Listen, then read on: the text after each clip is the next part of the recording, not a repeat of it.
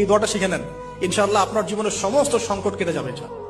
আমি নিজে ওই দোয়াটা বেশি বেশি করার চেষ্টা করি। দোয়াটা হচ্ছে, মুসা আলাইহিস সালাম একটা গাছের নিচে হেলান দিয়ে বসলেন, বসে দেখলেন দুইজন মেয়ে দাঁড়িয়ে আছে দূরে, পানি নিতে পারছে না। লোকজন পানি নিয়ে যাচ্ছে, ওরা দাঁড়িয়ে আছে বেচারি। মুসা আলাইহিস সালাম গিয়ে বললেন, কি সমস্যা আপনাদের? এটা নিয়ে আপনারা আবার মেয়েদের সাথে কথা বলার চেষ্টা করেন, তো মাহারাম গায়রা মাহারাম মেনে চলে।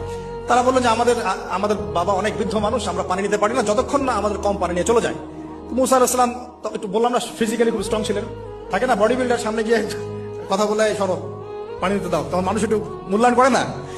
তো মুসা আলাইহিস সালাম এভাবে পানি নিয়ে দিলেন এবং বাছুরদেরকে পানি পান করালেন, করিয়ে গাছের নিচে এসে বসে আছেন। বসে বসে তিনি দোয়া করছেন, এই যে দোয়াটা তিনি দোয়া করছেন, রব্বি, একটা নেক কাজ করলেন, নেক কাজ করলেন না, মানুষের উপকার করলেন, নেক কাজ করে এসে গাছের নিচে বসে দোয়া করছেন, আল্লাহ এখানে তো আমার খাবার পানি বাসস্থান কিছুই নাই, আমি কি করব?